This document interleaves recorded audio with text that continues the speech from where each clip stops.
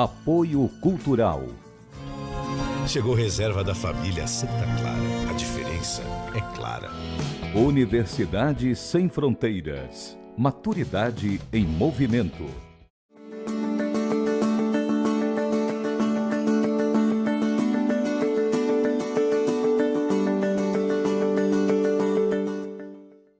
Viver Mais está no ar e hoje a gente está recebendo aqui a psicóloga Renata Mesquita. Vamos brindar a vida, Renata? Sim. Porque nós vamos falar de vida, não é isso? Sim. Nós estamos no mês de setembro e foi denominado Setembro Amarelo.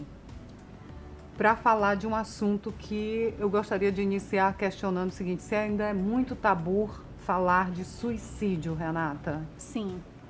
Um dos mitos que as pessoas acham que falar sobre suicídio vai induzir as pessoas a cometer suicídio. Mas isso é um tabu, porque falar sobre suicídio é uma oportunidade de dar um espaço para essa pessoa falar das suas angústias e prevenir o suicídio. Quanto mais a gente fala, mais a gente previne. Hoje os números assustam, as estatísticas são assustadoras, né, Renata? Diz que a cada 40 segundos uma pessoa é uma tentativa ou chega a executar? Comete suicídio. Por ano, é em torno de 800 mil. O que ocasiona, o que causa a pessoa, eu costumo dizer, pedir demissão da vida? O suicídio, ele não tem uma causa específica, ele é multifatorial, né? Existem vários motivos que fazem a pessoa cometer o suicídio. É claro que existe o gatilho, aquele estopim, o limite que a pessoa chega para poder chegar ao ato. Vários gatilhos existem, como o desemprego, o fim de um relacionamento, uma morte de uma pessoa querida. Mas dentre todos esses gatilhos e outros que existem, existe um fator principal, que é o fator que mais causa o suicídio, que é o transtorno mental. Quando a gente trata o transtorno de base, que a gente chama, sim, a gente consegue prevenir o suicídio. Esses estopins, eles estão relacionados a um ponto de que a pessoa chegou no limite, como eu falei. Mas antes disso, aquela pessoa provavelmente estava com depressão, ou uso e abuso de álcool e drogas, que são os maiores motivos, né, de tentativa de suicídio e do suicídio consumado. A pessoa ela tem um sentimento de menos-valia, acha que não é importante, que tudo que ela faz é errado, muita frustração sem saber lidar com as frustrações da vida. Existe o isolamento social, existe a desesperança. Quando a pessoa perde a esperança na vida, ela acha que não tem mais saída, que a única saída é ela acabar com a própria vida. E é importante que ela tenha a oportunidade de ver essas outras possibilidades. E aí entra o papel de profissionais, sim, como você? Sim. Né? Porque você chega a atender pessoas que tentaram, que tem um nome, né? Como é? Que tentaram suicídio ou que possuem ideação suicida, que não chegaram à tentativa, sim, mas pensam, né, em tirar a própria vida. Aí como é o trabalho de um profissional diante de pessoas que tentaram tirar a vida? O primeiro momento é o momento de acolher aquela dor, que pode ser algo que é importante, inclusive, a sociedade ter essa consciência, que pode ser algo bobo, né, aparentemente. Aquela pessoa perdeu o cachorro, mas aquele cachorro pode ser muito importante para ela e pode ser o motivo dela tentar suicídio, dentre vários outros fatores.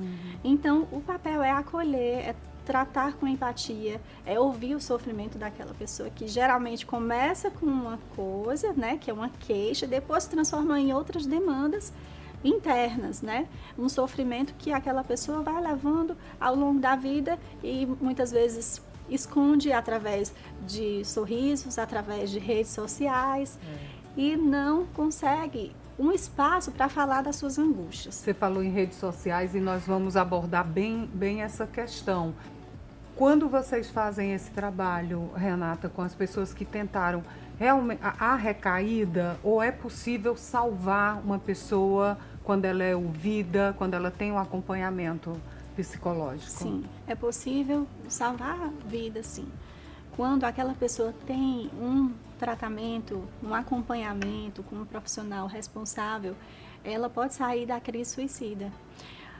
Você tem algum exemplo, assim, para que as pessoas possam entender melhor, de pessoas que tinham essa vontade, que tentaram, e depois que chegou um profissional como você, a pessoa conseguiu se reerguer e levar uma vida normal? Sim, tenho vários exemplos. Dá aí alguns para a gente. Eu vou utilizar um mais atual, que do SAD, do Serviço de Assistência Domiciliar, onde eu atuo. Nós tivemos um paciente que tentou suicídio, sobreviveu com muitas sequelas, e quando ele veio, ele estava assim, em período de reabilitação, inclusive, ele nem falava. E a gente se comunicava por uma prancha de comunicação. Eu ia escrevendo, ele ia me dizendo, sim, assim, me sinalizando, e a gente ia conversando por essa prancha. E no decorrer do tempo, ele começou realmente muito frustrado, porque quando a pessoa tenta e ela sobrevive, é mais uma frustração, porque ela pensa assim, nem para isso eu sirvo, né? Nem para me matar eu sirvo. Que coisa impactante, né, isso. E é uma dor tão profunda, e aí nós fomos trabalhando várias questões, inclusive pessoais, que levaram ele a pensar nesse suicídio. E no final desse acompanhamento, ele também teve uma reabilitação, né?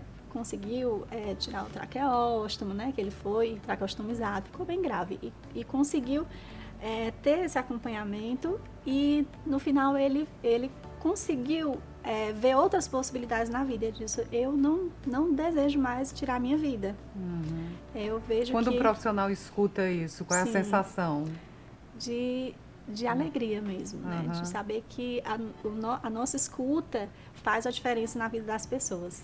Eu assisti uma palestra uma vez sobre esse tema, e o palestrante falou que em entrevista com pessoas que tentaram, como esse seu paciente, e que conseguiu se reerguer, a maioria diz que na verdade estava arrependido da tentativa. Então nem sempre a pessoa quer isso, né? Por isso que é importante esse trabalho, né, do psicólogo. Sim, outro mito, né, que quando a gente fala de mitos e verdades a respeito do suicídio, um desses mitos é a pessoa que tentou suicídio, ela quer realmente morrer, vamos deixar ela morrer, ela quer morrer mesmo. Na verdade, ela quer acabar com a dor dela. E essa dor, a única saída que ela vê é tirar a vida.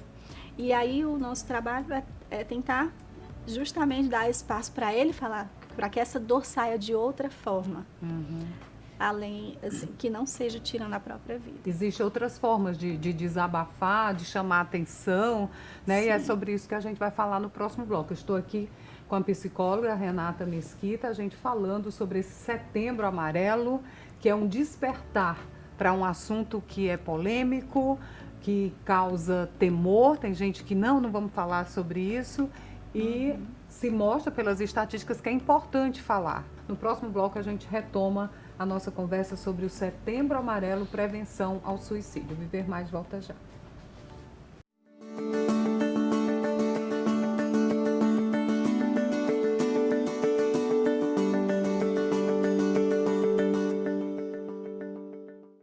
Apoio Cultural. Universidade Sem Fronteiras. Maturidade em Movimento. 3224-0909.